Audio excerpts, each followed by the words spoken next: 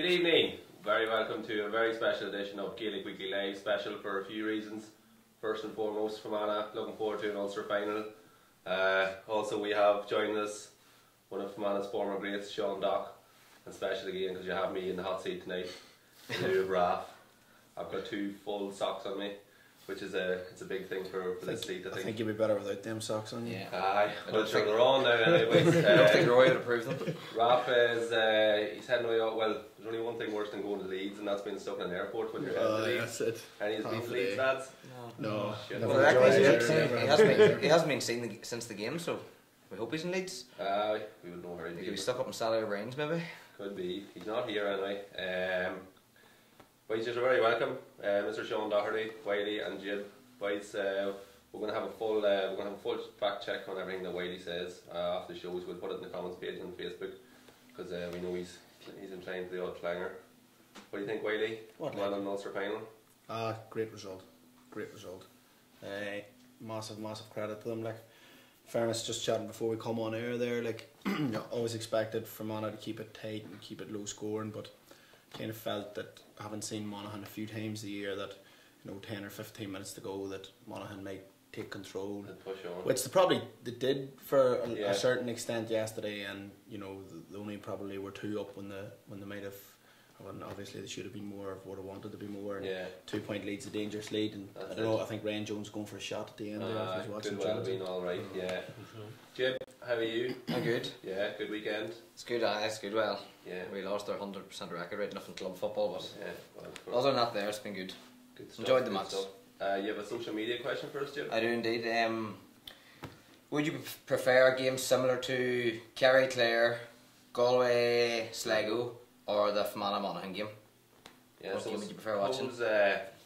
It's kind of whether or not you're willing to suffer through the defensive aspect of and see a tight game rather than see teams rack up scores like 32 points from Kerry. I'd say it's nearly unheard of, and even in hurling you wouldn't see that down. What do you think? No, to be honest, for myself, I would rather watch Fermanagh Monaghan all the day, because I suppose after 20 minutes, Kerry Galway games, you could see what's going to happen. Yeah. You'd switch off half time. Definitely. Like I'm the same as you, Doc. Regardless, like I think it's just a myth that Gaelic football has to be this free flowing, 15 on 15 game. Like it's the modern game for me is defensive football, setting up. It was low scoring yesterday, but I mein Tyrone and Monaghan was probably every bit as defensive a few weeks ago, and there was 35, 36 scores. So I'd rather watch a game that's going to be tight regardless what the score is. If it's 2-1, it's the excitement. There's no excitement in other games. No, maybe the start, you hit 3, 4, 5 points, ain't good enough, then it's over. Like you look at yesterday and look how well drilled Fermanagh were, and that's massive credit to the Fermanagh management, because that takes hours and hours and hours of work on the training field. Like, it's not as simple as just when we lose the ball, everybody drop 15 behind. It's specific positions. It's related to where the danger men are, closing down the centre or closing down the channels. Like, and I don't think the boys can get enough credit for what they pulled off yesterday. Yeah. So they had a game plan to stay within touching distance. The thing is, and then there's a beauty in that. There's massive coaching. Beauty, massive coaching. There's coaching going on there. Like, the Fermanagh go out and just go at it, or do they play to their strengths? I think there's far more coaching in that than there is of going with Kerry. Just let your natural talent play. I think there's far more. And I would say it's more than just Shea calling you're picking up Conor McManus, Lee calling you're picking up Kieran Hughes. It's not as simple as that. There would be probably a school of thought that there's Shea calling he's going to mark McManus, but it was more than that, wasn't it? There was James McMahon was playing a massive role. McMahon was like, McMahon never left that area. He manned that channel the whole time. And I think, I'm still trying to think back, I think the one or maybe 2 long deliveries that Monaghan got the whole game was one from Kieran Hughes just to start the second half, and another was Conor McManus won a free in his own half, and he kicked it up the pitch to Collie Walsh, who had just come on, but McMahon never left that. It was superb. He was the man making the tackle. I think they showed it last night again, Tyrone. Colin Walsh or whoever, they always be on the loop, so Monaghan attack, and next thing there'll be a boy out the wing and they cut in. And again, Tyrone, when they broke that force line, there was nobody. And James McMahon was there. Every time they broke a line, James McMahon was there. You know, he had a massive game there. He summed up the last 10 seconds of the match. He was the man making the tackle. That was a massive tackle on three-way. He's such a strong player. Like he just had 2 points in the second half. Physically big. Look at lads, we'll have a wee look at it. We have a few. We have a short clip here of the Fermanagh game yesterday, so we'll just have a quick look at it and we'll come back and we'll get into it in more detail.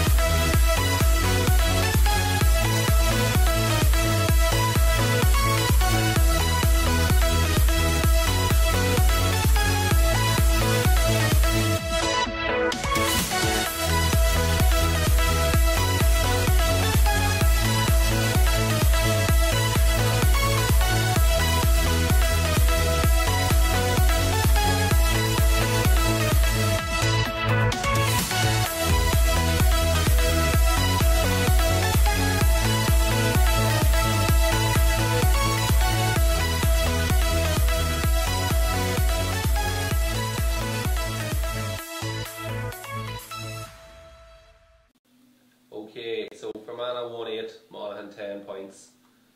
That's a great victory for Fermanagh. We've touched on it already. Doc, what do you think? Like, how much of this is down to Rory Gallagher and his influence, and how much is down to the Fermanagh players? Well, I suppose it's a group effort. Like you know, Rory's come in probably on the back end of Pete last year. Yeah. You know. Is it a justification for the Fermanagh players who probably ousted Pete McGrath last year, at the end of last year? Probably when you look at it now, yeah. You know, to be honest about it, players maybe needed a new point, a new direction, or to be re-energised. You know, Pete had put in serious work there. Him and his backroom team. But here, like myself, at club football or any football I've ever been in, maybe a new voice coming in. It might be the same message, but sometimes. Particularly with Rory Gallagher and what he would have seen at Donegal, that's a serious. Listen, you could not but be impressed by what he's brought. Like, you know, no disrespect to Pete and anyone that was with him last year, but you know, we'd be only caught ourselves if you could sit in here thinking that they'd been an Ulster final under, you know, how they'd went the previous 4 years. Whereas just for Rooster coming in, there's just something about him. Like, and you know, if you spend, you know, 4 or 5 years, whatever, 3 years, whatever it was with Jimmy McGuinness, you learn things. Like, and he's lifted that, probably that Donegal, you know, model, and he's implanted it in Fermanagh. Like, and I haven't, since I've been about this county, I've never heard of Fermanagh training as hard as they have trained and been out as early and been as committed. And you know, it's a testament to them, and it just shows that, you know, if you've player buy-in, you know, you get your awards. And in fairness, it has been what Rory and Ricey has brought, but the players have went, you know, the first thing you have to do as a coach or a manager, Doc, you know, is you have to bring the players along with you, and they've done that, and they're getting their awards, and it's brilliant for them to see. I think you can see, you look at your Carlos, and you look at Fermanagh, and you just see a group of players that just have so belief in what they've been told. McGuinness had the same impact in Donegal. He came in, and the first thing was, boys, just buy in what I'm telling you here will win you on Ireland. And now they bought into it, and the same with Rory.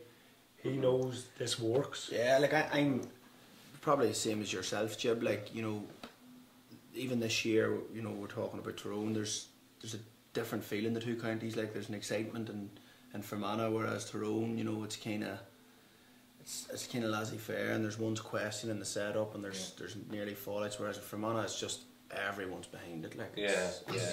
I suppose that's one of the big things when Jim McGuinness came into Donegal was that when you're looking back now, maybe at the time it wasn't as clear, but he had such great players with the McGees and McFadden and Murphy and McBrady and these lads.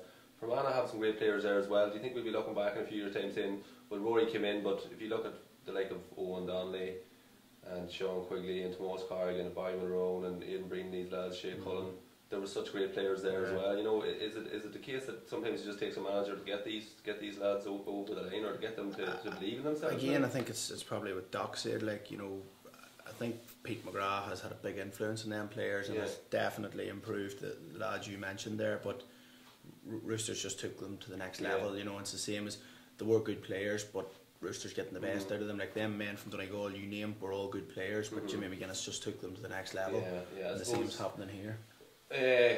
One man we probably have to mention who Rory seemed to be getting the best out of was Shamey Quigley, and we didn't see Shamey at all yesterday. Seen him warming up for a lot of the second half. I suppose he was there. What do we make of this? Shamey been dropped out. You know, there's rumours on in the background that maybe shouldn't be doing what he was supposed to be doing this last couple of weeks, and it's disappointing for Fermanagh, really. Aye, listen, I think it's massive credit to the management. You know, they probably decided after what, you know, if it's true what we've all heard, they probably decided that Shimmy wasn't going to feature in this game. I'm sure they've told them, so it's massive credit to them that they stuck to their guns, and I'm sure the rest of the panel will, you know, really thank them for that. You know, that when the game got tight, they didn't, we need to get him on the pitch, they stuck to their guns hook or by crook. But also probably from Shimmy's point of view, Shimmy probably knew he wasn't going to be there yesterday, but he still come, talked out and you know, stuck with it. Yeah, I suppose a lot of credit goes to I suppose he's former club man now, Tomas Corrigan, who maybe if Shamey and Sean both had been fit and selected, Tomas might not have seen a chance to go on and kick important frees yesterday. How big were those frees that Tomas kicked? They were crucial, minutes? Because maybe I'm wrong here, but I think maybe about the 25th minute, 27th minute. You know, when Fermanagh needed a score, and you know, Tomas, he's an exceptional player. I've seen him first hand with the club, you know, and the man, he's a pressure situation. Like he'll hit them, like he's very reliable. It was nice to see him on in terms of the Shamey incident. And, you know, I think it was a credit to the management team that they done that. You know, Rory's come in this year and it's all about creating that culture, creating ethos and all these things within the group, within the unit. And you know, you can't break that. You break that, you break the trust of your players. So, you know, they've moved on, like Rory was said after the game. Great interview, I thought it was brilliant. You know, they think the world of Shamey. You know, everybody in the county wants Shamey to play. And look, I'm sure it's been addressed, it's been dealt with. Moving forward, Ulster final, Fermanagh need their best players available. You know, and Geller's come in, he's raised the bar, you know, and he's more or less telling the Fermanagh players, you know, if you want to play against the best and be the best, then you've got to behave like the best off the field. You just can't buy in that 5 times a week, or you know, it's the other 2. You know, it's the 7 days. I suppose from my end of things, in terms of youth coaching, and being involved with academies and that, there, you can't have your senior management going again. This is the culture that's acceptable. Like we would have heard. Now, I would have been. Shamey would have had an extra year minor than I would. But we were around the same age. But the story goes that the morning of the Ulster Championship in the minor in Shamey's last year, Shamey appeared at the restaurant for breakfast, and he hadn't been there for the few weeks and months coming up to it. So it's something that maybe at minor age was something that Shamey was let get away with probably for too long, and now maybe Rory's finally stood up and said no, this is on our terms, and it's probably good for the people of Fermanagh. But is Shamey an option for the final? Depends how he goes in the next 3 weeks. I would say, you know, reading into Rory's interview yesterday, I think the words he used was Shamey knows why he's not playing. We love Shamey. He knuckles down now for 3 weeks. He gives him a chance. So I suppose that's it. I think it has to be an option. You want to play your best team and your best players, and Shamey is one of your best players. So I don't think you can have what ifs. No. You know, after an Ulster final, She knuckles down now for the next 3 weeks. Yeah. Oh, why not? Yeah. You know, earn the right to get his place. I think it's only for 5 minutes, 10 minutes. It's heavy in there for Fermanagh with a full forward line with Tomas Carlin doing what he done yesterday. Sean Quigley, obviously, there's big pressure on Sean yesterday. Obviously, Shamey's the man on everyone's lips coming into the match, and Sean steps up and kicks. Like, I know he probably missed one in the first half that he might have been like to get. He kicked one massive free in the first half, and kicked a few nice scores. Like, there's big competition for places. The two Quigleys and Tomas Carrigan are all of a sudden all fighting fit and going for the Coral Jones. As well. Like I think from reading into it and just the way things have been going, I think if Shimei knuckles down and trains for the 3 weeks that Shimei will be playing in the Ulster final, I think it'll be him and someone else in there. Yeah, well, that's interesting. Like, it's not a position we find ourselves into often, Doc. No. With full forwards to. No, but you were talking earlier on about other counties and these big names, and Fermanagh have big names, but it comes down to what Rory is trying to instill in us a belief. Yeah, I can see it at academy level, I can see it underage level, schools level, sheer belief. You know, Rory's instilled that there. We have brilliant players. Like, I know Tomas Carrigan down in Oliver Plunkett's. And they have the Brogans. And a couple of boys that play for Plunkett's are saying this boy's the real deal. He's unbelievable. Like, the Brogans are good. And if you said that in Fermanagh, you're like, but we have Owen Donnelly would make any team in the country. Ryan Jones. If you look at that midfield of Fermanagh, it's one of the strongest midfields about. There's not like for the like of what they've got in terms of work rate and in terms of taking a score with Ryan Jones and Owen Donnelly's fetching ability and just their all round play. That's why I think the current management deserve so much credit, because it was the same midfield this past 2-3 years. That was only, no disrespect, it was only beating Antrim in championship games, in Ulster, but the boys have took it to the next level. So we're looking at yesterday's, obviously when I was at the match yesterday, I'm not sure what way you watched the match, but there was a lot of talk on social media about Brawley and Spillane going on a bit of a rant, and it seemed like when I got to the Sunday game yesterday evening that Tomas O'Shea and Colin O'Rourke might have been schooled to put a nice. I watched it at home actually. I thought it was just very degrading from both of them. Like, I'm harping on here every week about dinosaurs. The two boys were playing football, and Brawley was finished in the mid-90s. Spillane a long time before that. Like, football has evolved so much. Like, and they haven't moved with the times. And I think that maybe they might have sat Tomas O'Shea and Colin O'Rourke down and said, "Look, lads, the boys give them a bit of a going over earlier. You have to make it into a good story." I think they must have been getting some serious flack on whether it be social media or something. Like, it was Joanne Cantwell at the end of the match. Just went, they won. Like, even Joanne. The only sense that was spoke was from Joanne. Like, that's the great. And they were just dismissive of her. And one time Brawley give out about, turn to the camera and give out about all you coaches out there is coaching defensive football, and you know who you are ruining the game. Like, a good way to get viewers to turn to BBC. Maybe too many people from Sligo and Clare tuning in to Brawley, maybe. I would say maybe Tomas O'Shea went let the cat out of the bag when he said there's going to be one team kicking themselves tonight, and that's Armagh. Would Armagh have been able to beat Monaghan yesterday? No. I'll be honest. I think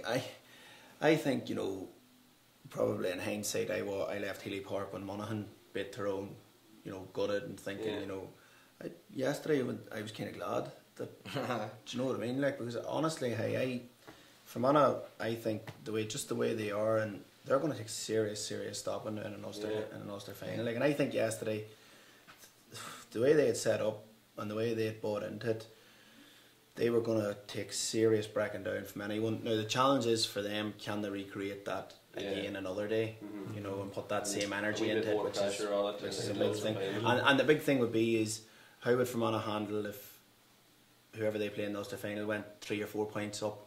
Fermanagh have got in front every game and kept it low score, and if they had to open up and chase a game, maybe if they're 3 or 4 down after 15 minutes, how would it go then? So, but I was kind of, from a Tyrone point of view, I was kind of maybe glad that we weren't playing yesterday.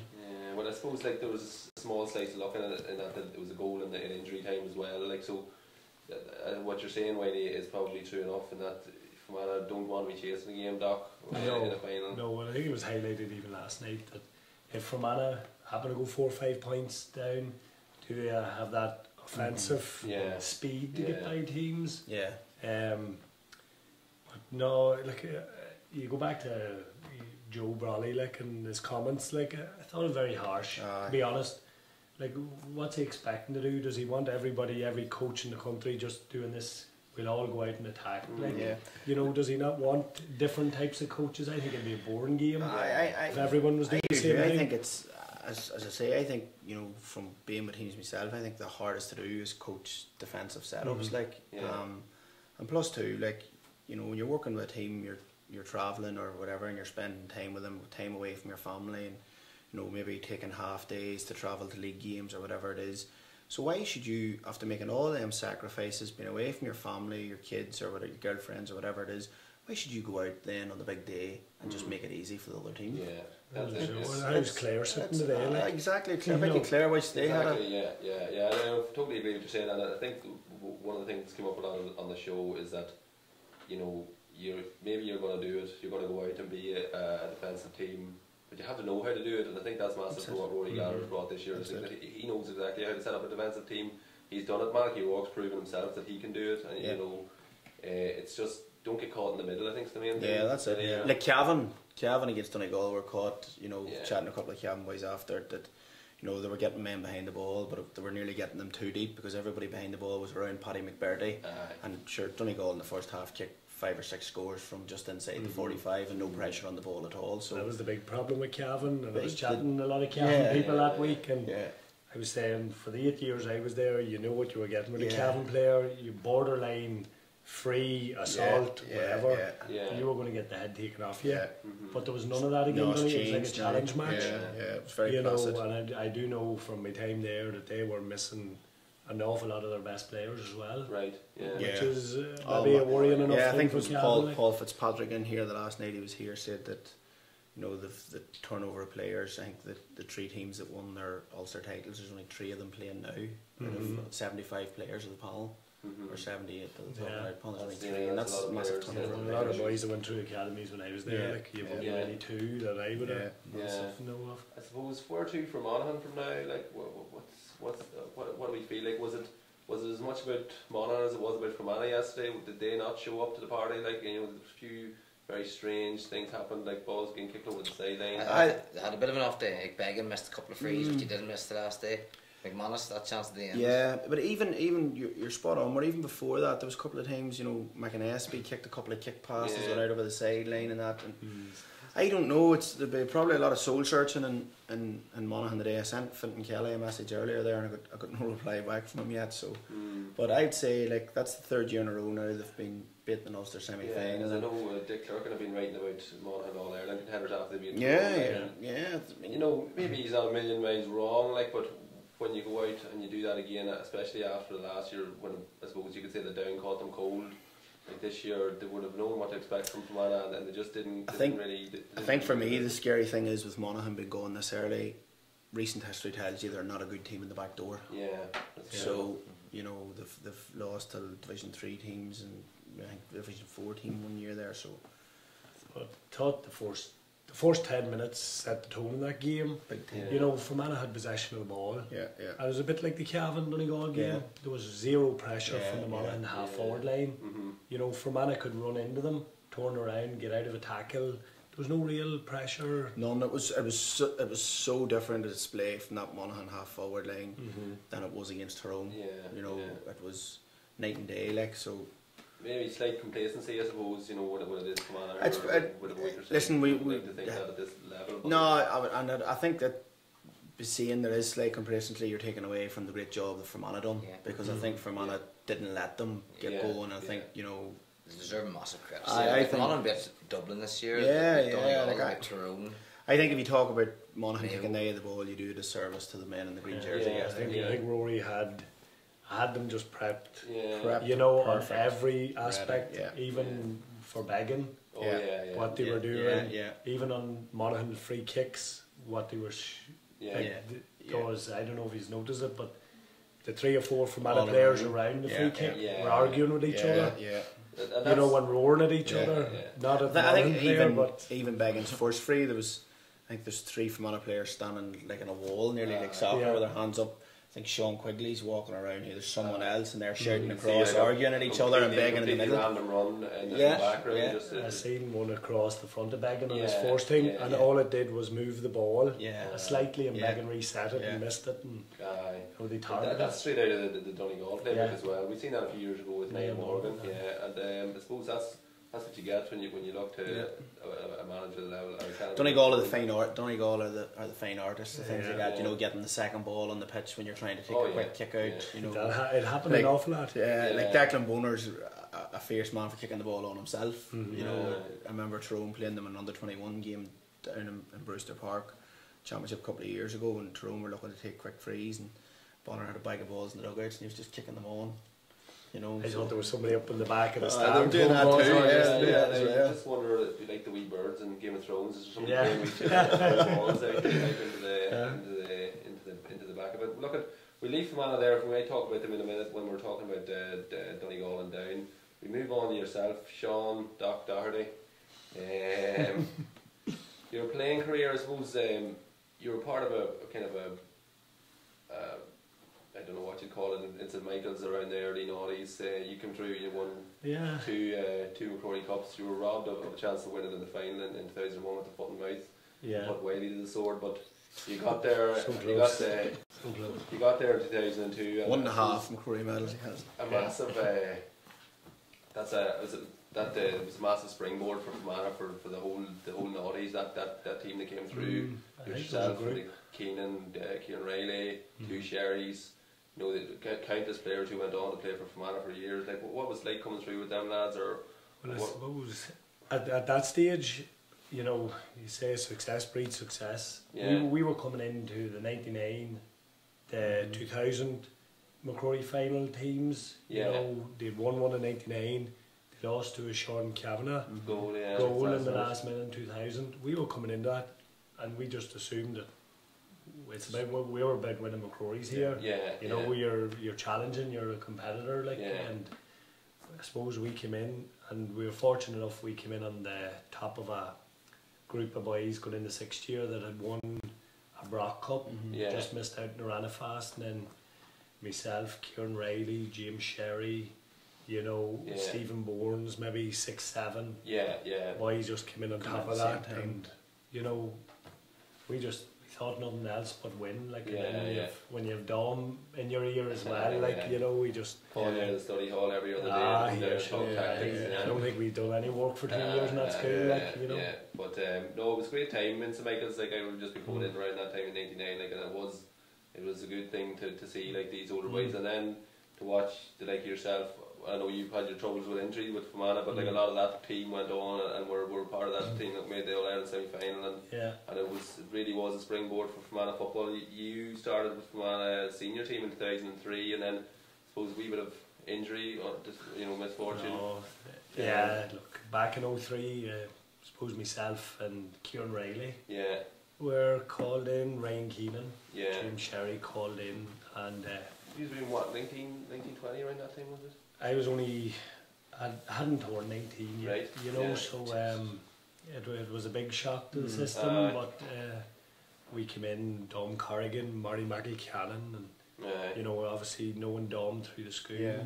it was a familiar environment. Yeah. And you came into great leaders, like, Yeah. you know, you came into the likes of Paul Brew, Neil Cox, Mickey Lilly, and Justin Gilheaney, and they just take you under your wing, Yeah. like, and Yeah. Bruce You just know- in there, who was he? Tom, Tom. yeah, Paul. you know, and Paul, you know, and they were Yeah. great role models to have around you. And, but we came in there, 03, suppose we got an All-Ireland quarter-final, albeit we got an outrageous Yeah. timbering by Tyrone, like, but Yeah. for an 18-year-old, I Yeah. just turned 19, this is great. Like, Yeah, and yeah. You probably think every year's going to be like that. you did, like, Yeah. you know, and in fairness, you say only for injury, I Yeah. suppose Charlie Mulgrew came in a couple of months into Dom's tenure in 2004. Yeah. Dom was actually the manager, Right. and next thing there was a couple of disagreements, and we were supposed, the young lads, we knew nothing about it, and Charlie Mulgrew became manager, and you know, it was a bit of a surreal year. Cause Is that how that come about? Did Charlie come in actually first as a selector with them? No, there was a whole management team there in place, like, we were training away up, I think, with Dom had his management team in place and he stepped down, was that it? Yeah, he stepped down, you know, so I think Marty McElcannon may have stepped down, and then next thing Dom stepped down. Yeah. But no, it was a bit of surreal, like, you know, but unfortunately for myself, I got injured midway through National League. And was advised by Doc Tom that it was time to down tools for about 6 months. Right. You know, and Thanks very much, Doc Tom. But he's a legend, like, Great so man. great man, you know. Yeah. I probably had poor old physios destroyed their hands at that stage. I know, yeah. And like, it was a massive year, obviously, in 2004 for that team. But you were around the panel then for the next few years, and this was the next big year. Well, there was a few years in between, maybe, whenever that team maybe thought you should have done better than you. I suppose the one that sticks out in mind is 06. Yeah. I can still remember we played, and it was a bit like yesterday, sweltering heat in Clonus, and we drew at Armagh. Yeah. It was a drew at Armagh, Ashley McConville, last minute free kick. Yeah. You know, and that there was a group, that was not the start of it, but that was when we really knew we were good enough to win Ulster. Funny, because I remember in 07 we won the Ulster title, we beat Monaghan in the final, we played Hughes in the first round, and only Jared Calvin come on and kicked an outrageous free without side of the boot. Like, we struggled for long periods in that game, and it looked, you know, with about 8 minutes to go that we were gone, you know, and Calvin come on and just rescued us that day, and like, then, you know, Fermanagh were to be reckoned with. Like, they were, like, throughout the whole noughties, like, Fermanagh, like, it hasn't been like this last decade where I suppose this year when they beat Armagh would have been the first real meaningful, well, not to disrespect Antrim, but like, if you're beating Antrim in the preliminary round in the first round, it's almost expected, like, but since I suppose we beat Cavan in 2010, that victory against Armagh, which is it's a span of 8 years there, but during the noughties there was regular, well, there was a few good wins, and I suppose the big year was 2008. Yeah. We beat Monaghan, and then a lot of similarities to yesterday in Healy Park when we beat Derry. What's your memories of the I suppose in 08, and it's sort of like, it's very similar, like, we had just been promoted from Division 3, we had lost the Division 3 final. You know, we obviously played the semi-final, I think it was Jared McGahey yesterday, like, we're 2 for 2 in Ulster semi-finals in Healy Park. It's a great and fisted goals, like, you know. We have an argument which Ownsy scored the goal, like, you know, yesterday, but it was the other end, wasn't it? I was at the other end, I thought it was the other one, but great memories, you know, and great group of players, and in fairness, like, we had an excellent management team, you know. Matty O'Rourke hasn't done what he's done it's not a fluke, like, the man's as methodical, like, he has everything down the T, like, you would know yourself, Marty, how good he is, like, I thought the world of him. He may the wife's probably going, he was the boy that ended your career, like, but he's definitely no, that's dead and gone, that one. But no, look, Malachy obviously just wanted to freshen up the squad the following year, like, and you know, I suppose I didn't get a big pile of game time, like, that probably hurt more than anything, you know. You're sort of mad to get in, you're mad to get a chance, like, you know, and you know the commitment, like, you know. So I suppose maybe when you did get the chance in the first game against Armagh in the final, you end up cropping up with the equalising score. How many pints do you think you've been bought over the head of that one? Jesus, was great, It's great. Still living off it, you know. Yeah, it was huge, and I suppose it just so disappointing that it came to an end the next day with the, you know. It was hard, like, you know, to be so close, and then, you know, the game was there, to be honest, probably a wee bit of free taking, and probably wrong decisions here and there, but look, the replay itself probably just never fired. You know, I know myself, to be honest with you, like, and I was to be as honest as hell when it comes to it. Like, I know that day after the drawing game, I was on a high. Like, I was mad to get in. Like, I just buzzing to get in. And I was just deflated. Like, I got a few minutes at the end. But I actually found that strange. Killer, I actually found that strange.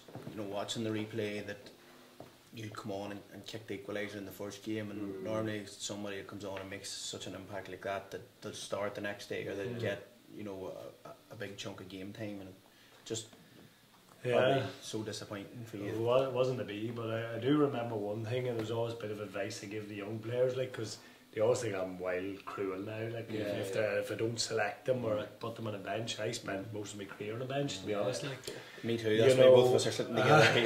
Yeah, it's great. But you know, Father Brian Dorsey, he was very good. You know, he gave me one great bit of advice. You know, he always said, keep watching the game. When you get in there, you know, if you're watching it, you can see where you can do damage, and that was all that was sticking in my head. I remember the lead up to the Ulster final, the first one. I was even telling the brother, look, I'm going to score the winner here.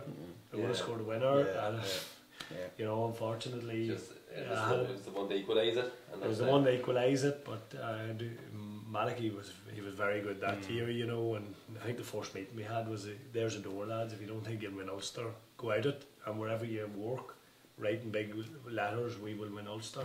So I have some poor cab of a lorry and Quinn's plastered with me. Some poor cubs wonder what the hell's going on.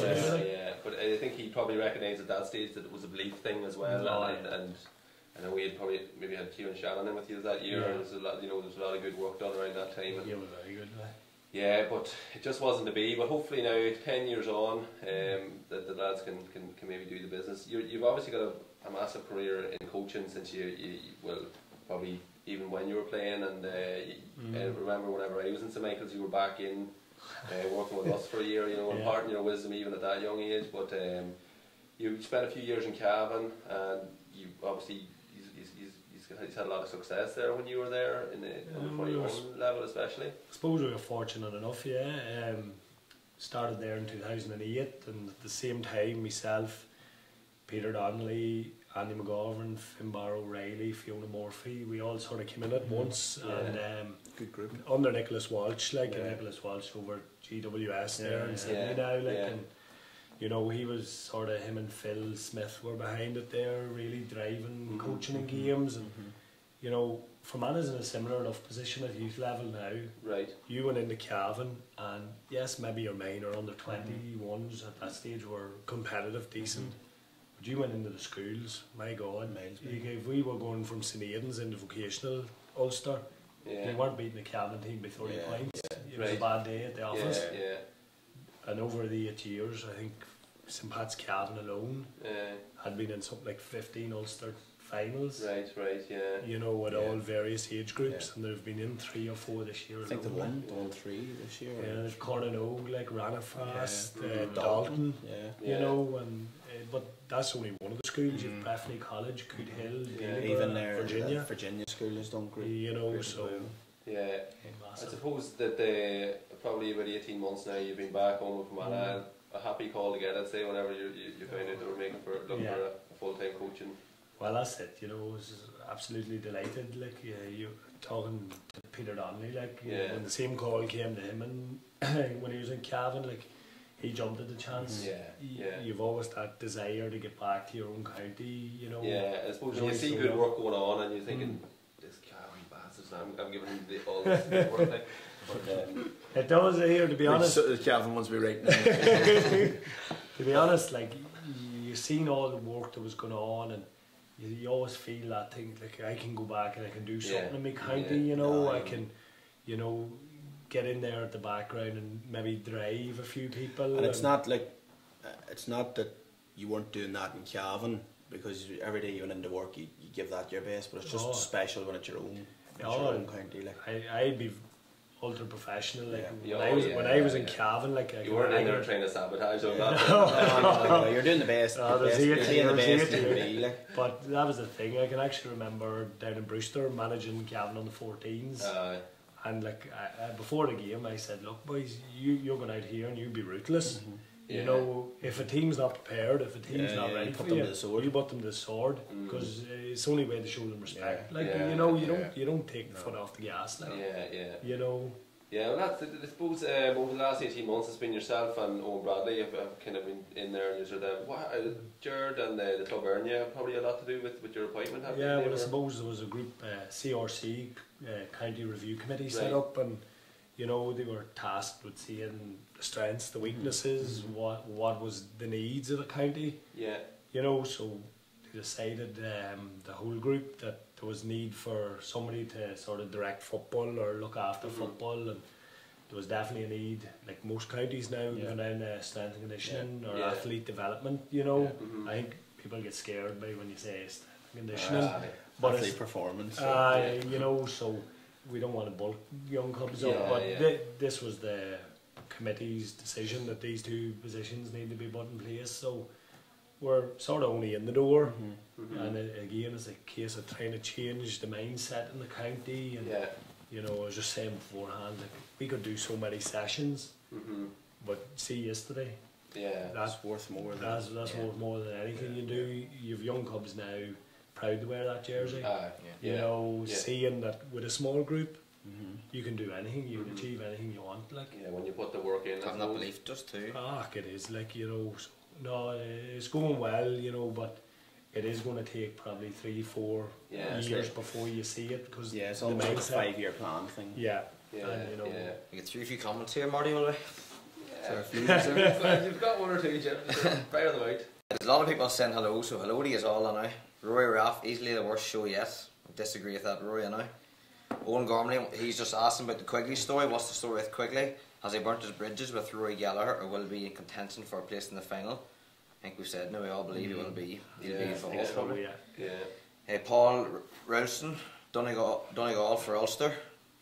Ronan Drum. I was Monaghan for Ulster last week, I think. Ronan Drum, Marty, tell us about PT Tracy again.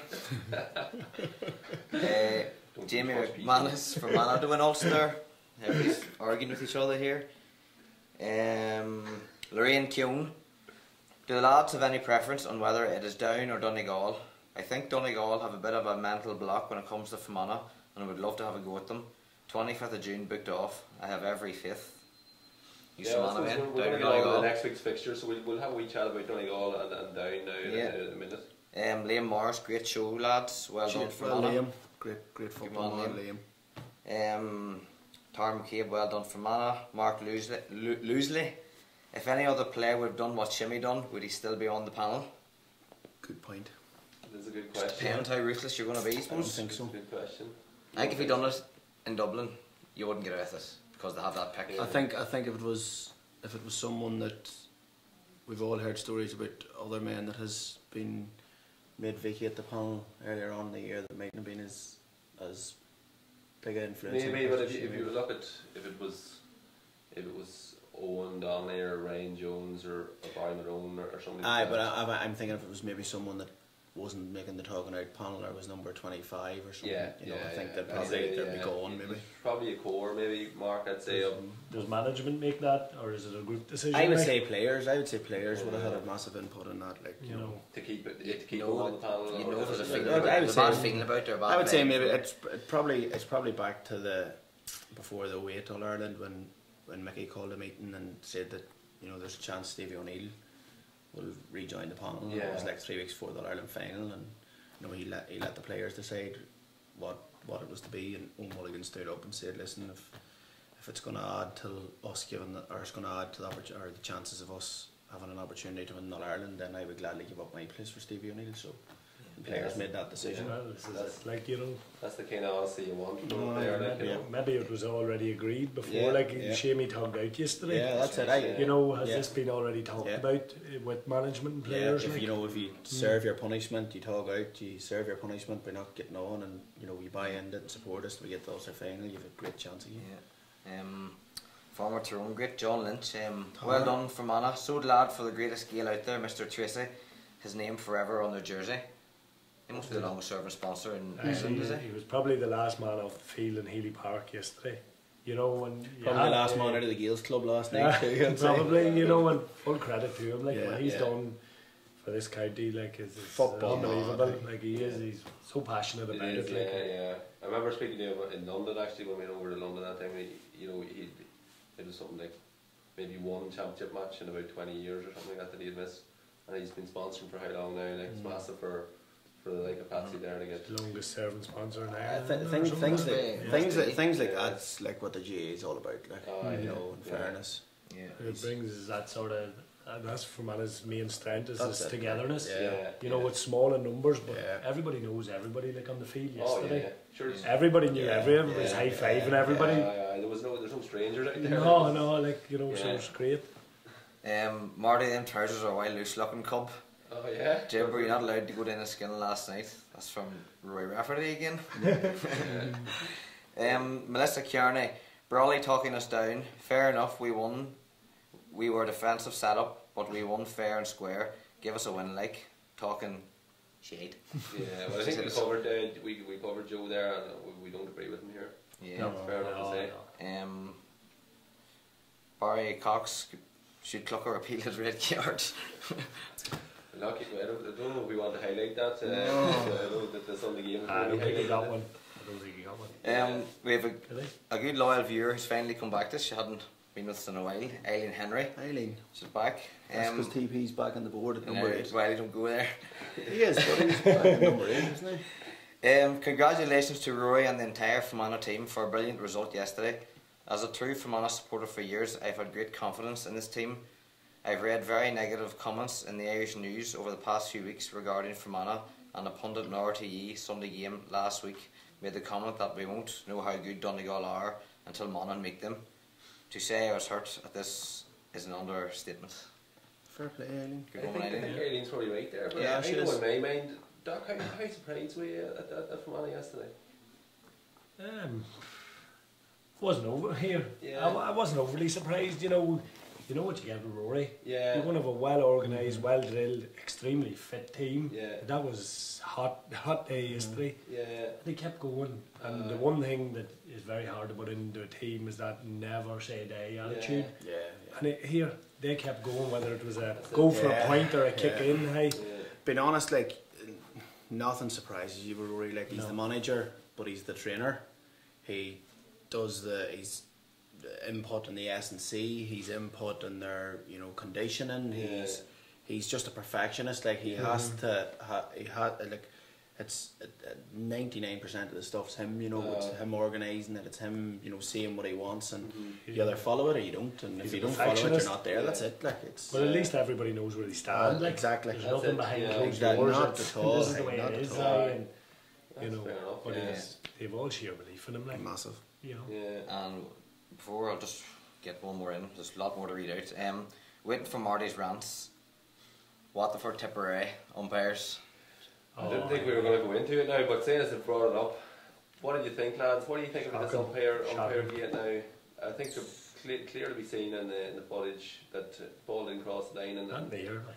one of the umpires has decided that he's going to give a goal here because he wants to get his name on the. I remember when I first moved to Enniskillen and Gales, you was getting a goal like that down in Devonish against us. Sounds Big high ball, and a hometown umpire giving That would have never happened, man. giving a goal like that. Nah, listen, sure, we're blue in the face chatting about umpires, but Probably the worst thing was that, and it was highlighted last night, was the umpire you'd think would come off just flat-faced, you know, just walk off. yeah, But he actually came off smiling. yeah. You know, and he was on the wrong side. Nah, and his he was, vision was and he impaired. behind. Yeah. Like, I can't say too much because Kieran Keogh, one of my lecturers, is actually the Tipperary S&C coach, so Right. I'm not gonna. And I'm waiting on an assignment to be marked by him, so I'm right, not you're gonna. not going to get So I into it. thought it was a good call, Kieran. Is it something that we brought up a few times? Is that the scale, the magnitude of the match yesterday, Tipperary possibly gone from the championship. Well, definitely for top two was out of the reach of if Waterford had beat them. And you've got a man here with no refereeing qualifications, with no qualifications whatsoever, other than he's a friend of the referees, and he's in there on the post, and he's making this decision, which could, you know, define a summer for Waterford and Tipperary. Like, is the time come to get these lads signed up at county level to have to be qualified referees? Well, we remember when Martin was in, we asked him about it, and he says, you know, to become an umpire, you do a course once, Yeah. or like a weekend workshop or a day workshop once, and that's you for the rest. Whether it's 20 years time, you're still, that's good. And Madness, madness, boys. they're getting looked after They're well getting as well well. looked Hey. after, well looked after. I know for a fact some boys are going down umpire Munster Yeah, semi-finals. yeah. You know, you're looking 200-300 quid for Like, the week. funny- Travelling funny expenses, a laugh. but up for a hotel. Yeah, at funny. night I and laughed free at that beer. yesterday because they said in RTE about Conor Lan. He come on, or they said about him. He made the long journey from Cork up yesterday morning. Yeah. And I'm thinking, of course he did, because he gets a night in a hotel and Yeah. all expenses paid, and probably got staying last night too. And You know, when we look here, the boys out in the field yesterday for Waterford. Yeah. You know, I know Derek Ryan, like he was very quiet about it. Yeah, you know, yeah. but the man must be hurting like that. Yeah, There was a that's terrible decision. Yeah. It was Austin Gleeson maybe caught it there. Yeah. Like, and he was, like, you would see it it's like serious, I thought it was, like. But like, you know, do we need to make this change? With really, like we've seen it a few years ago with the Joe Sheridan incident. Louth hadn't won a provincial title in 50 odd years. And it'll be that 50 time. more. Like. So it'll be 60, and you know, as Yeah. you say, it could be 50 more before they come with a chance. Like, do we need to get this? Like, does the GA need to look at it? Like, do they need to get somebody else? Is there any sympathy for the umpire at all, because it's the smaller ball? Not really. He's probably doing it 30 years. what do you think? Yeah. But I don't know if you put a referee. Like, there's nothing to say if you put a referee on the line that he's They gonna could be make the any right better, decision. don't they? Well, But, this is it. But you'd think you'd take the nearest umpire's Yeah. decision, and he I clearly think you didn't have, know or nod at all. you know, Yeah, right, you yeah. have to be so sure Yeah. to give it, like, and your man went, like, the near umpires, you say, didn't give it, and Yeah. your man couldn't wait to get the flag up, and then as you say, Aye. coming walking off the pitch, Yeah. smirking, and This is Just anyway, it's maybe one for another night. We'll get into it. Yeah. Back to you, Marty. Back to me, right? Well, I suppose we've kind of gone over it all there now. Doc, one thing, just when Bradley came up again there, like it's one of the things he does constantly talk about is the development squads and bringing these children into the thing too early and maybe taking a crack out of it. Like, where do you stand on that? Obviously, what he's saying is that you maybe, you know, you're taking the fun out of it for a lot of these children. Like, but I wouldn't think that you bring them up to development squads is like going to an army training camp or anything like that, is it? No, and I think he's not the he's colour. tarring everyone with the same brush. To be honest, I Yeah. don't know. He seems to be tarring. Like, yeah.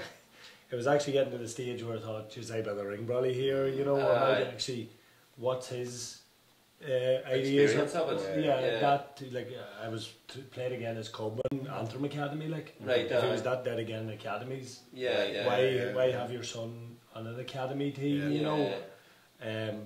But look, he does maybe have the odd valid point on some counties the way they do it. You know, maybe it's a wee bit much. Like, Yeah. you know, I spoke on here a couple of times from my point of view. I had 2.5 years with the Tyrone Academy. I thought probably at that time at certain age groups it was certainly maybe too much Right. at certain times of the year for them, because you know we'd have been out a Monday night, a Thursday night, a Saturday morning. The same boys would have been playing McCrory football or Ranafast football, studying.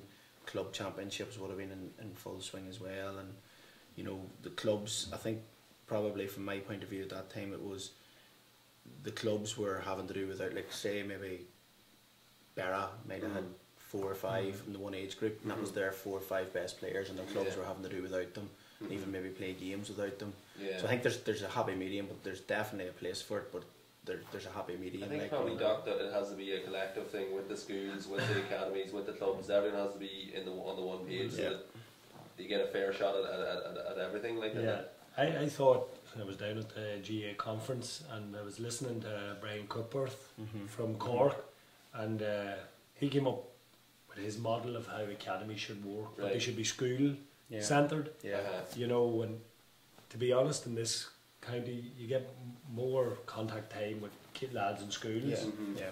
You know, to be honest, to go down the road of bringing a 15-year-old in twice a week, train them, you know, they have other Yeah. Oh, they have yeah. other things. They've Time, soccer. expense. They've other sports. And their parents just mightn't be able Yeah. to. Well, this is it. And who am I to tell a 15-year-old don't play any other sports? You know, it's known throughout the world early specification Yeah. and yes. going down one sport As a negative. is a negative. Yeah. So, what we're trying to do is bring as many young lads into the academies. Right. Now, we're always going to be snookered with numbers in 1 year group, Yeah. again, bigger counties like that there, but can we not bring them in and educate them? Yeah. You know, yes, we might be successful in matches and that there, but at the very least, then they're going back to their club a better educated well, footballer. this is it, you know. So we're training now with under 14s. Like I think currently we have about 87, and it's gonna kickstart now big time over the next 3 months. Yeah. And, like, we can only encourage as many clubs to buy into it. Yeah. It's, like I'm the biggest Canolly man going. Yeah. Like I'm blue through and through. And I think they'll have to drag me off a field when I'm about 40 odd. Yeah. You know, so the club is massively important, but I see the benefit in educating yourself, upskilling yourself, and bringing that back to your club. The players in West End to make the boys around them better. Definitely. You know, don't see it as a negative. Oh yeah. You're not going out to county. Boys with egos, they can go out the door. I don't want them. Like boys with egos don't last in this game. No. When the hard work starts. Like. I suppose that's it. And in the numbers game, I suppose Fermanagh, even for like a small clubs, and you're looking at like in Fermanagh, you're there going, you're trying to look at the numbers, but you don't need 15 and 20 players coming through each year, and it's going to be the same for Fermanagh. It's so difficult at underage to have boys in their last year, but if you've got that 4 or 5 pushing when it comes to 20 years of age, or even 19, 20 years of age, you've got 4 or 5 pushing every year and making a really good effort to get on the scene. That's all you need really at the end of the day. Fermanagh has to gauge what is successful in academies. Like some counties will go winning the Brian McLaren Cup at under 15. That's success. To me, success is do we have 5 or 6 boys going through to a senior level? Are they still? Is the majority of our academy players still playing at senior club football into the 30s? I think you've hit the nail on the head there, Doc. It's about creating a pathway for the player to play senior football, whether it's inter-county senior football or whether it's just senior football with the club. It's keeping, getting them that pathway that it's a natural progression on. You look at your under 20s this year, albeit we just didn't perform in the 90 in Armagh. You know, that group's an exceptional group. They played Derry. That's the same Derry team, and beat them 2 weeks out. You know, and they have it there, but maybe just that bit of belief. But I know there's 34 lads going back to club football, and they're going to be your stronger club footballers this year. And can we churn out that? Because I know in that group as well, there's about 6 or 7 boys that go to senior next year, county seniors, easily. That's good. Yeah, that's good to know. And I suppose it's good to know for Canolly. Whenever you give Managerial up the big bucks, that's the year Doc will retire. they'll be making calls to him right now. Have to drag me out of it. Anyway, we'll move on. I suppose we kind of touched on them briefly, like 2 absolute walkovers in the other provincial semi-finals. Galway 424, Sligo 112, Kerry 32 points, Clare 10 points. Like, lads, what can you say? 32 points and 424, such a bit of scoring. 32 points is some kicking, like, 23 from play. You're talking probably about every 2 minutes and 15 seconds a point, like it's crazy. Anyway, check the Clare keeper of the day. Is his leg still alright for kicking out? Or think you'd be worried they haven't scored a goal in 6 games? Who's that, Kerry? Kerry. If they're going to rack up 32 scores a game, I think so. You know what? It's good point, but it's amazing. They weren't for the breakdown Clare. Clare defence for a goal. But that's a Clare team that's been on the rise this last number of years. And Kerry had 7 new starters. And hit the field yesterday. Clare finished 3rd in Division 2 this year, so they're not a bad team. We're probably not going to know how good Kerry are to the Super 8s, like. But that's providing they get there. Not until they meet Fermanagh. Well, they're good. If they win one of their next 2 games, they beat Cork, they're in there, or they win their. That's the thing. Cork could. Where's the final of that Munster final down for? Is it Killarney or is it? I'm not sure actually. Park Key. You know, it's not the easiest place to go. No. Nemo boys. And that's a serious rivalry. Like form goes out the window. And they carry on for 6 or something in a row. So like Cork are smart and like they're bound to be. And even 7 new young lads in that environment. David Clifford and Sean. Is it Sean? Sean O'Shea. You're fit to bring the likes of Donegal. Although Sean O'Shea's made a smoother development to senior football than Clifford. A lot of expected it probably going to be more attention focused at Clifford. You know, he's a big, plus he's a big unit. And a lot of attention will be drawn to him. That's it. Well, look at lads, we probably don't have that much to talk about with that, but we've got some provincial finals next week in Leinster. We've got Longford and Dublin and Laois and Carlow. Great to see either Laois or Carlow be in a Leinster final, I suppose, at the end of the year. Carlow particularly, it'd be nice to see them if they could get over Laois. But good to see 2 Division 4 teams, you know, at this, you know, interaction. Listen, no more so than Fermanagh, like, Carlow stifled Dublin for long periods last year, remember, in the Leinster Championship, you know, for long periods, like, so, you know, it's setting up defensive and knowing what they're at. Yeah. What about your man, Longford, against the Dubs? Great win against Meath. I think that they played exceptionally well. Which they have been playing well probably most of the year, Murray. Like, we were both really impressed with them against Fermanagh.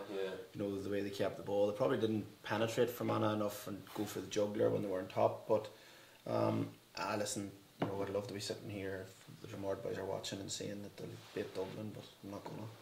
Yeah, the big one. That was a big one. Like, going to Pierce Park is it's a treacherous spot. You know, so it was a great result. It's great for them, you know, and even the bit of the buzz in the county, like, no more so than here. Like, winning championship games is hard to beat. Like. Well, I suppose the big one for us, I think Lorraine Keona, or whatever that word is, Donegal versus Down in the Ulster semi-final.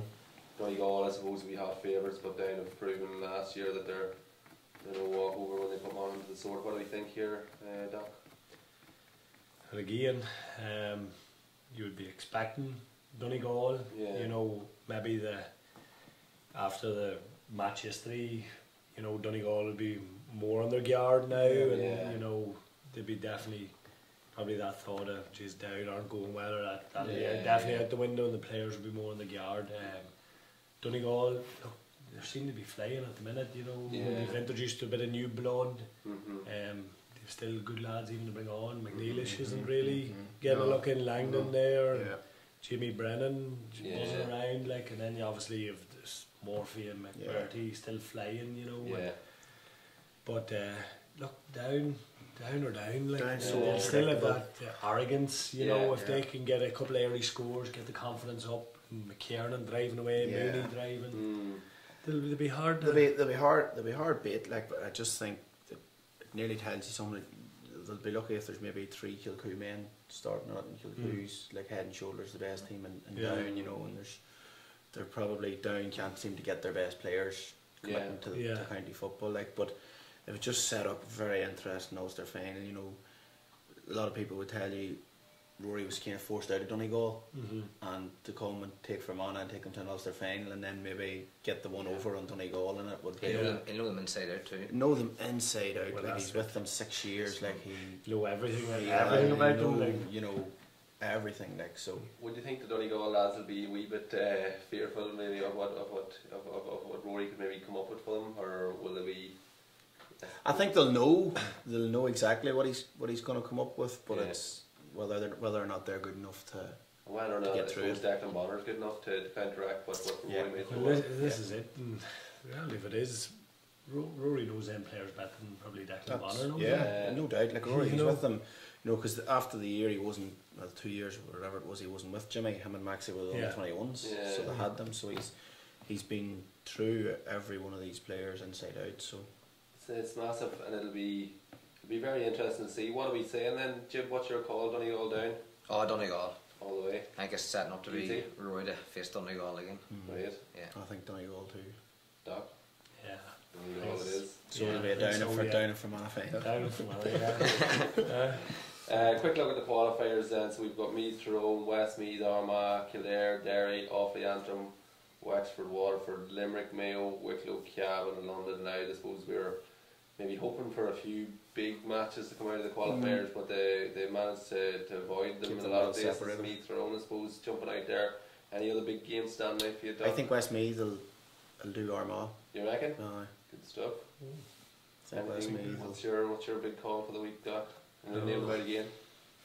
To be honest, I think Kildare or Derry. Yeah. It'll be an interesting one. I think that'll be one. That'll be one that'll be standing out, I suppose after the whole Cian O'Neill thing at the minute, it just seems just things aren't going well. They're in a savagely bad run. They haven't won a game in this calendar year. Yeah, haven't won a championship game. And like you're going up to own begs, never easy. And Derry are generally quite good in the qualifiers too. They do tend to put a result or two I think together. probably the thing too, Cian O'Neill, like his reputation went before him as a coach. Yeah. It just shows that just making that transition from being a coach to a manager, it's completely different things. But listen, Tyrone's not going to get it easy in Navan either. Make no bones about it. Like I know we've Rory Sludden's been called into the panel.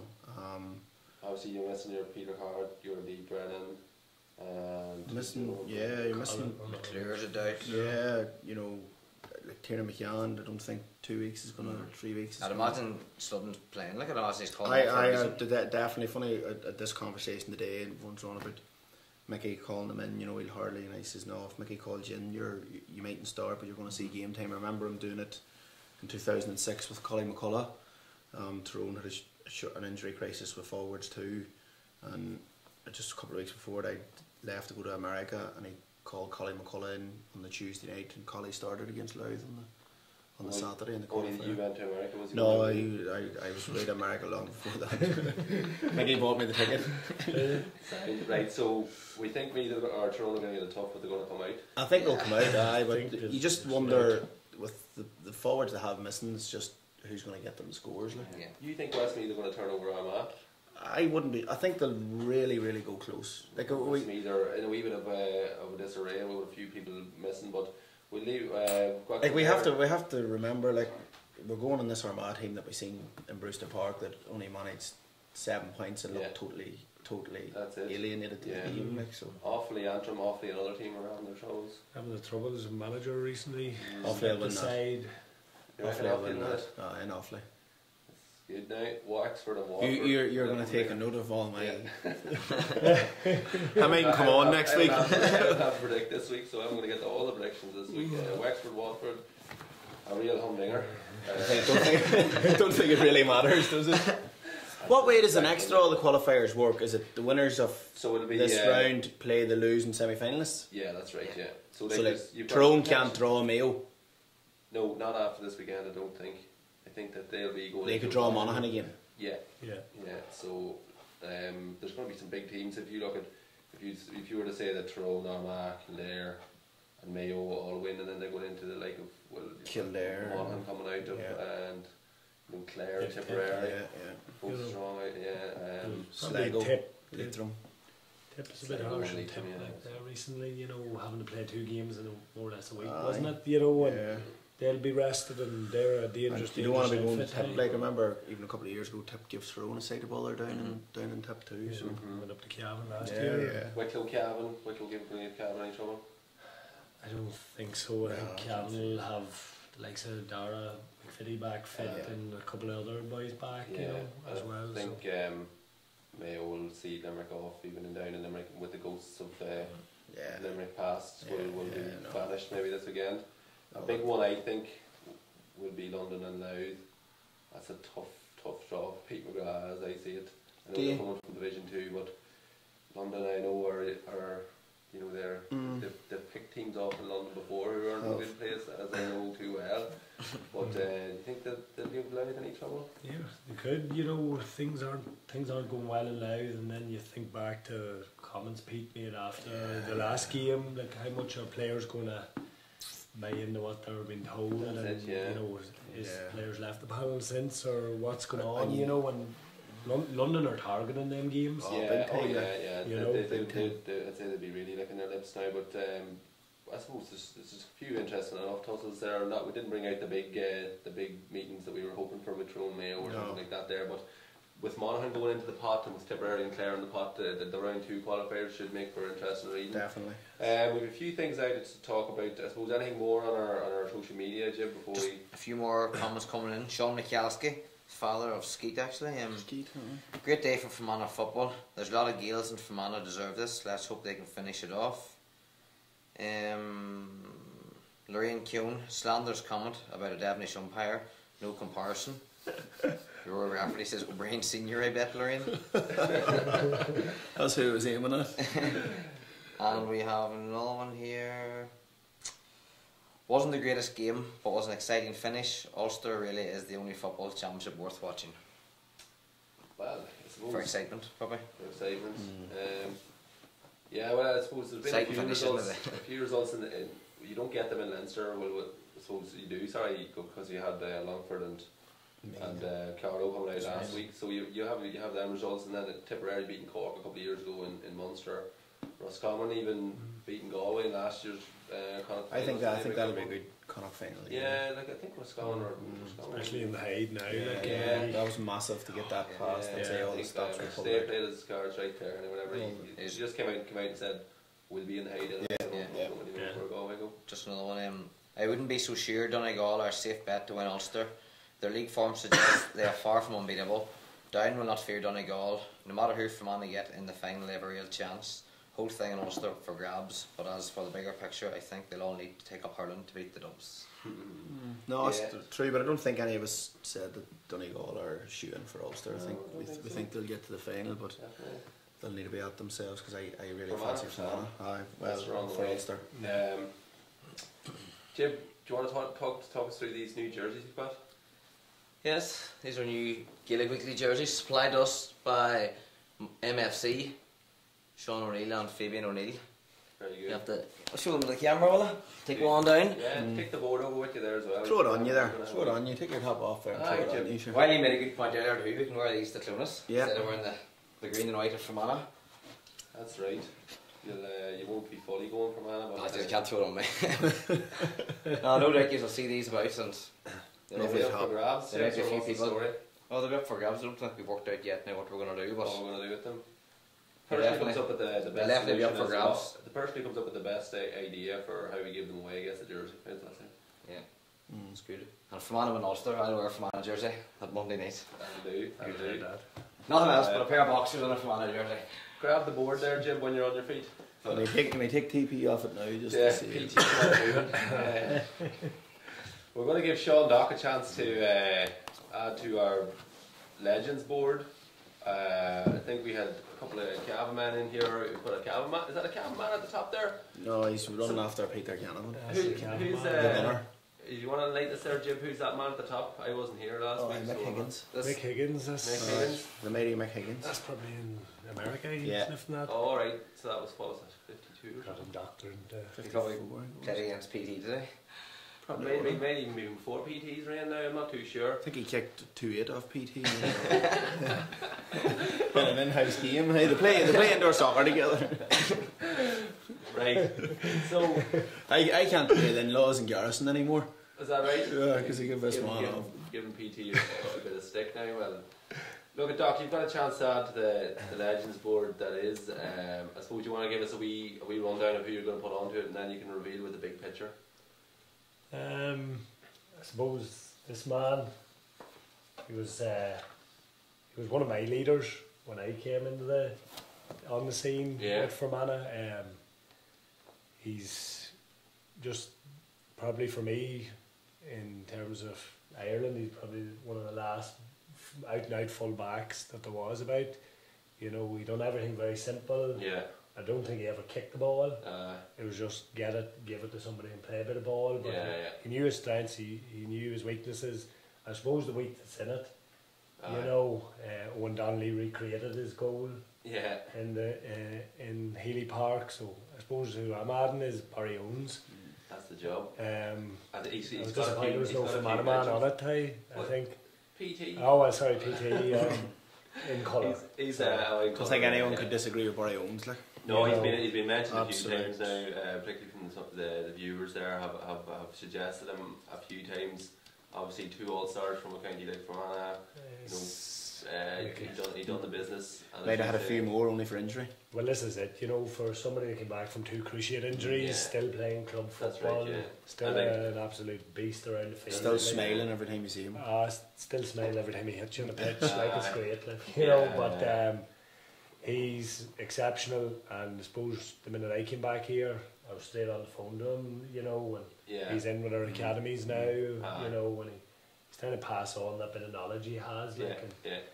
he was exceptional, and to win 2 All-Stars, you know. Does he put up like an effigy of Jerry Quinlan on the pitch whenever he gets there, and just lets the boys around the halfway line and just let it in to Jerry there? Yeah. This is it, you know, and it was actually that's. I remember going in Cavan in the wee school, like, and there happened to be 2 Timor boys in this wee school. Oh right, yeah. You know, that Bombay part of Fermanagh. Yeah. We have, but Aaron Mack, who's on county minors this year. Yeah. He played full forward, another boy played full back, and it was just kick the ball in, like, you know. So fair play to them. Yeah. It's done no harm over the years. No, it hasn't. Have the record to prove that it's whatever they're doing over there works. Well, listen. You know, we talked about all the defensive football yesterday. It was Route 1 that got Fermanagh through in the end. That's it. Yeah. Jonesy will say it was a pass, like, but definite shot, Jonesy. It was a shot. Peter McGinnity, the other terrible Fermanagh great, used to say the best pass into the full forward is a weak shot. So That's it. Proved yesterday, I think, now with Jonesy. So particularly easy for Pete McGinnity to say that when he's got 2 Quigley's standing So Doc, you want to do a wee bit of rejigging there, or take that camera off the top, or whatever you want to do yourself? Well, I still have a few friends about Cavan, you know, so I can't. You can move the order here, but you have to remove somebody altogether. Somebody. Well, I suppose number 9 stood a long time in there. Number 9. Well, what he's done for his club, you know, especially, and I think it's phenomenal what they've done up around that club. Probably for myself, I know he done an awful lot, but he broke my heart on many occasions, especially in 06 was the boy at number 10 here. Number 6 done it as well. But it couldn't be button Barry at number 10 anyhow. But you want to take him off the and then you can rejig it? Yeah, take him off. Just rejigger now, however you want. That's the second time Bikini's been knocked out. So where are you going to, we'll start off probably with where do you want to put Barry? What number? Well, I suppose 3, 4, 5. Jesus Christ. Where do you put him? Who's your number 1? Yeah, it's not bad where it is. They're all winning captains of an Ireland teams, like, you know, so Tohill was probably one boy I looked up to as well when it was probably I'd run around the backyard. We all did, we all pretended you know, you know, so it's a big legend to see his club now playing with under 20s. Yeah. But no, I'd probably PT down a wee bit. Right, that's okay. I'm not taking him off the Still on the board, that's alright. You know, move him down to 10. I definitely move McConville down. You know, to 8. Yeah. I always like Dooher. Canavan speaks for himself. I'd move Sean Kavanagh down. And sure, look, I'm not going. I know. I'd move him down to 6. And I'd move Peter down to 3. Pete is going closer. I think he's been off the top 2 yet. And then I'd move the Cavan man off 1. And the week that's in it, we're in the Ulster final. You don't have to explain yourself to anyone. I was actually expecting you to come in Moon Donnelly. No. Not there. That looks good to me, Doc. Yeah. Wouldn't be a bad group of players to have turned up at your club training, would it? Be alright, Alright, you know. So, no, I'm happy with that now. I'm telling you. That looks like a good team. It does. So it does. We've just got no goalie on it. We had a goalie there for a few weeks, but goalie just dropped off it for Finbar. We're winning Ulster title, Pat Cannon can go on it. Yeah. You know. But look, that's the board. I think that's probably us for. We have a couple of boys need to explain themselves here. Marty, what about Cheshire and Tempo that night? What did you do to them? Cheshire was. We were having a wee talk around Tempo, kind of a debate night, and Cheshire came in and he was talking and he didn't have a mic, so I gave him the mic and let him have a say, you know. And in fairness, he spoke a word of sense, and he left the pub with a round of applause. So. Well, Paul Judge wants you to explain yourself. You trying to make Levi's fashionable again? Judgy, they're diesel actually, Judgy, but that's just Levi's t-shirt. See the way you're noticing me fashion? That's us, is it, Jim? That's us. Yeah, so we'll end with a bit of fashion. Rory will hopefully be back this next week, so then we can You expect holes in the trousers, no socks, maybe Anya's top. Yeah, that's it. Maybe a pair of grogs or something out there. We'll see. Really. Probably got a bit of sun in England too. Just before we go, Doc, it's just a wee token of our appreciation for you coming down. Yourself and the missus can take into a wee bottle of red this evening. Thank you. Good man. Look, thanks for coming down, and good luck with all your work you're doing with Fermanagh, and good luck with Connolly for the rest of the season. Hopefully we can right a few wrongs next time we meet you. We had a wee bad experience there Friday night, but look, it's a long season. One swallow doesn't make a summer, but hopefully Fermanagh can do the business now in a few weeks' time, lads, and there's something will be made. Look, thanks, lads, and Jim, as always, it's going to be hard. It's going to be hard to get that man out of that chair next week. I'm telling When you. Rory's back. we'll see. Give him 8 out of 10 on it. You know, you're always told as a player, whoever's in possession of the jersey, if he does well, keep the jersey. Oh, I think yeah. you might You're retain in your that chair and position. you've done well. So. Yeah, but like you need Roy up front and centre with the fashion. Ralph has it all to do. Yeah, we'll see. Look, remember, folks at home, Gaelic Weekly Live, your opinion matters. We'll see you next week. Thanks very much.